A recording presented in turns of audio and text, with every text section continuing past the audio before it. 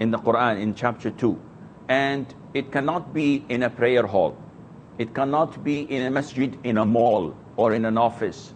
Even if it's a prayer hall or a small masjid, as long as it is not a proper masjid, it is not permissible for you to make i'tikaf there. And definitely it is not correct to make i'tikaf in your house, because the place of the i'tikaf is in the masjid. So what to do? Nothing. If you cannot find a masjid that is properly equipped, and it doesn't have to be properly equipped, you can put a section at the end of the masjid and put curtains to cover you, and you can stay there. This is what the people used to do at the time of the Prophet ﷺ. They did not have a segregated place for women and segregated place for men. It was the back of the masjid and the front of the masjid, and that was it. There were no chambers. So if you make your own chamber by curtains or a small tent, and they allow you to do this and you're safe, this is permissible. Otherwise, it cannot be except in the masjid.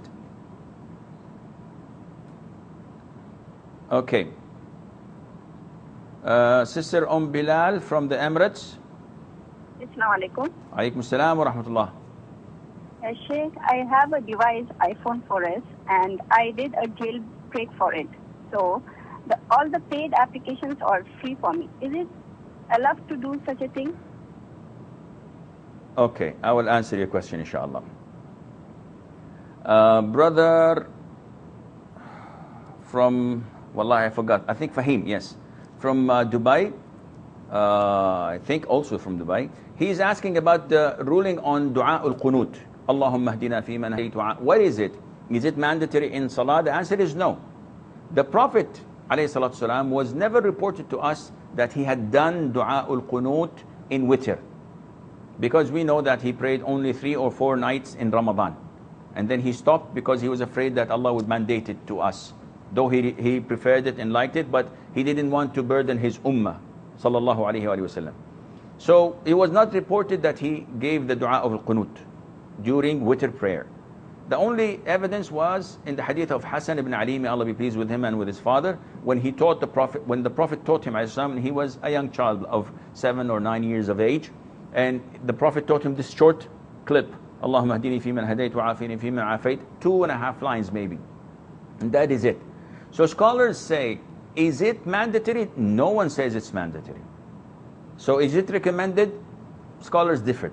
Some say it is recommended all the time. Some say it's not recommended at all. And some say it is okay to do it once every a while. So if you do it a couple of days and skip a day so that people know that it is not part of witr, that is much better. In Taraweeh, we've seen that the people have gone into extreme. So the last rak'ah is Qul huwallahu ahad, only this short. And then Dua al-Qunut, they prolong it for half an hour. My shoulders break. I feel fatigue. I have problems with my back and my knees, and I start shivering. Half an hour? What are you doing? The Friday sermon is shorter than this. And the people are shouting Ameen because they're tired. They're fed up. And the imams keep prolonging the dua. This is not part of the sunnah, and definitely it is a place of showing off. The dua is very concise.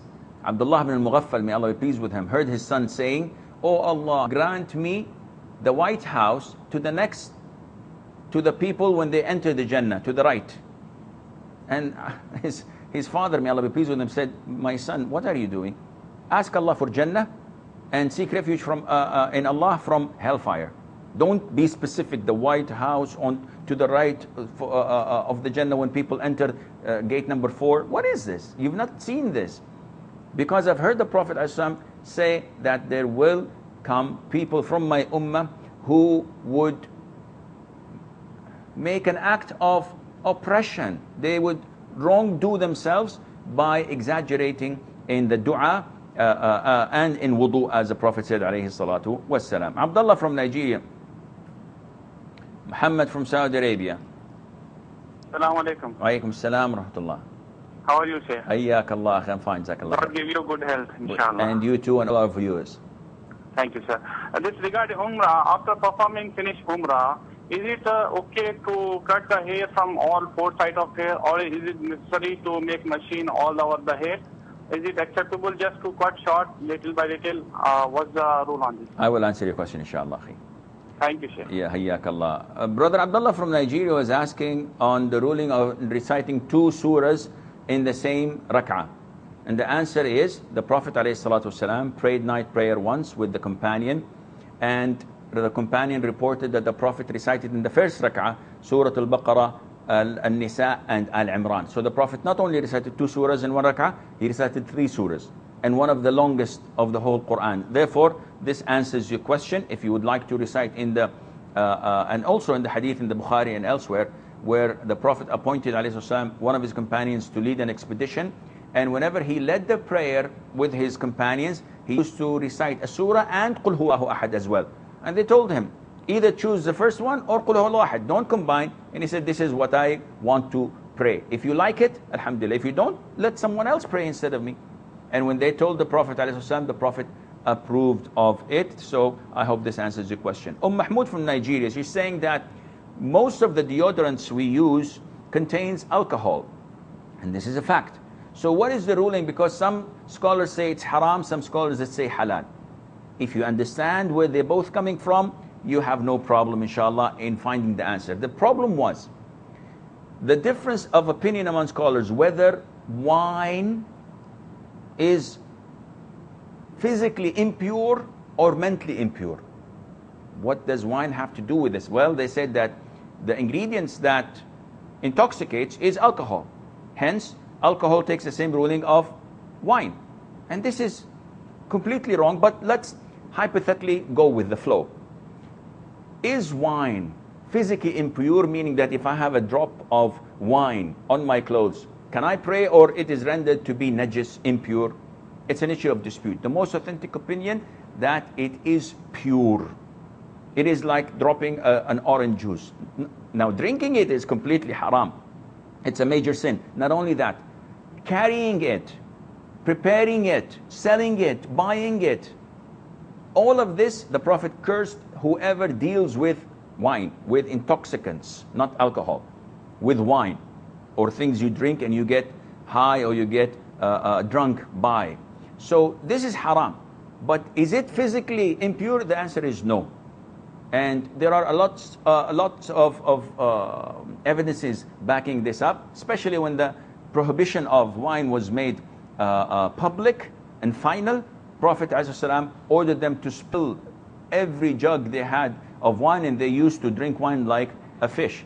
So they spilled it all in the streets of Medina. If it was impure, the Prophet would told them, ﷺ, you are spilling najasa on the ground and then you're walking to the masjid and this is all impure. The Prophet did not order them, ﷺ, to wash the jars or to get rid of it or anything of that sort, which means that it is pure. So now we come to the issue of using perfumes with alcohol or deodorants. Those who say that it is not physically impure, it is pure, then they have no problem, and I'm one of them. Not of the scholars, I'm one of those who follow it. I follow this opinion. It's a very sound and strong opinion. It is pure. So whether you wear your deodorant, whether you put on your perfumes, this is clearly permissible and you have no problem in that. Yes, you're not allowed to drink it, because anything that has alcohol and it reaches the level of intoxication, it is forbidden for you to drink. If you drink a beer with 2 or 3% of alcohol, and if you drink half a pack, or if you drink half a dozen, and it doesn't intoxicate you, it's halal. So the name is not the one that you should care about. It is what actually intoxicates you. Shabir from Oman. Yes, brother Shabir. Wa alaykum assalam wa rahmatullah. Ramadan Mubarak to you and to the viewers. I have a question. Okay. How do I calculate the zakat? Like I have investment which I have, suppose I am making a dealing and selling. So how do I calculate the amount of zakat? Means it's a market value for today or the invested amount? Okay. I will answer your question. The amount I invested according to that 2.5% or the market value of the property, which I have to sell, make and sell. I We are in understand. business to make the property and sell. I understand your question, inshallah. Abshir. Bilal from the Emirates, she's saying that she has a special brand of phone, and to get applications, you have to pay money. So if you jailbreak, if you hack and download something and you do something with your phone, you can download all these applications for free. So is this permissible? The answer is no. Because you are trespassing, you are doing a wrong thing, you are taking something that is not yours. I worked so hard on making my application. It cost me money. So now I'm selling it for $1 or for half $1 or for $5, inshallah for $100. Who cares? It's mine. You come and take it for free through this wrong way of doing it. I believe that this is not permissible for a Muslim to do. Muhammad is asking, when a man makes a umrah, is it enough to just cut a hair from here from 4 places, or must I go to the barber shop and use the machine or shave it completely? Scholars say that you have to shorten all of your hair so that it would appear that you've shortened it. So if you take 4 places, people would not recognize that you've shortened your hair and that you've done umrah. But if you try your level best to take like from 20 or 30 places, different places from your hair, this would definitely appear to have shortened your hair. Okay, Javid from Saudi Arabia. Assalamu alaikum, Sheikh. Salamatullah. I want to know about the loan that is being provided by Al Raji Bank to non-Saudis. Is it allowed or not? And if it is allowed, on what basis? Can you explain how are they giving you this loan?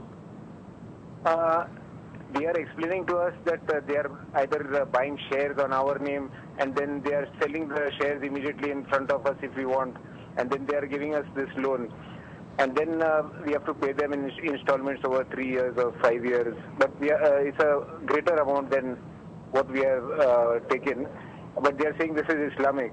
Okay, I will answer your question, inshallah. Okay. Hayyak Allah. We have a couple of questions, but inshallah, we have also a short break. Stay tuned, and inshallah, we'll be right back.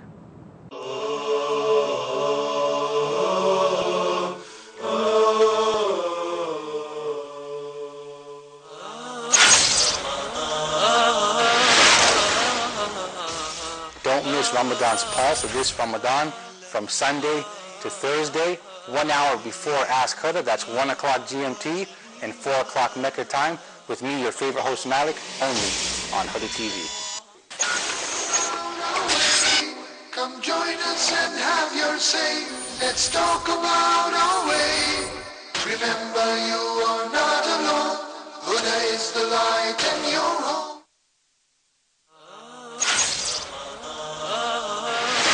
Face Islam. Muslims everywhere are faced with issues and situations every day. Let's find those solutions together, right here on Face Islam. Won't you join us here for Face Islam? Face Islam will shed its and put all of those misconceptions to rest. Sheikh Yusuf addresses the most common misconceptions one by one and puts the critics to shame.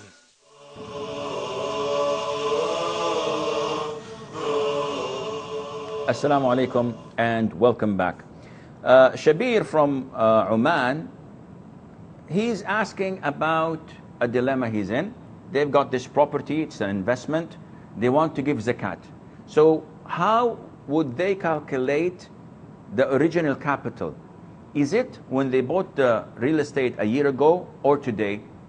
Is it when they started the investment a year ago or today?